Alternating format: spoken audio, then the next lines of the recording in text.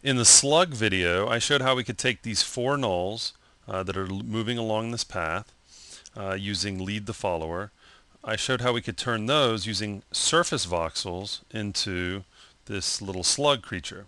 Okay. Now what I'd like to show you is taking this setup but having it conform to a ground surface that's not flat. So in Modeler, I just created this basic little ground plane. Okay, I put some dips and some hills in it, and I'm going to send that over to layout. Okay, and so now it's here.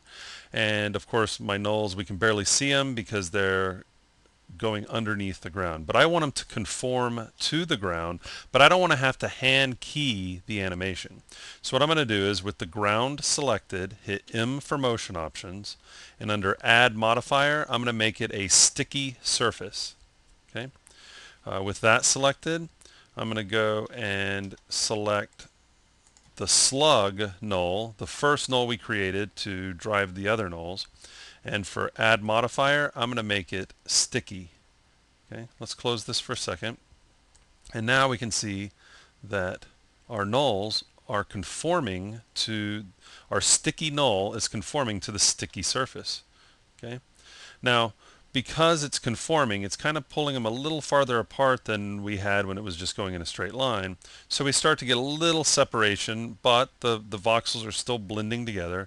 But what we might want to do is just adjust the lead to follower setting so that we don't have it break apart. So I'm going to hit M for motion options, and I'm going to go to the first null that is 15 frames ahead, and I'm going to change that to, let's say, 10 frames ahead. Then I'm going to go to the next null and change it to 6 frames ahead. And I'm going to go to the next null and change it to, let's say, 3 frames ahead. Okay.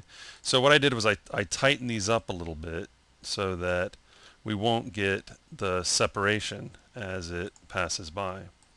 I'm going to go ahead and open up Viper, and I'm going to open up the hypervoxel panel. Okay, and we can see that our slug is now conforming to the ground. If we want to make a little preview, I'm going to make a preview. And so now instead of it just being flat, it's conforming, and you can see it bending right there. Okay, and then it's going to slope down, and then it'll start sloping up.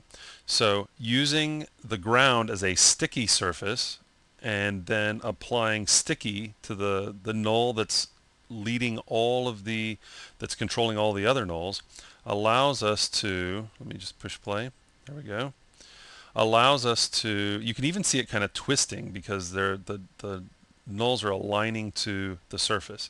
Okay, so this allows us to quickly animate over curved surfaces without having to hand key, because it's going to stick, the sticky object is going to stick to the sticky surface.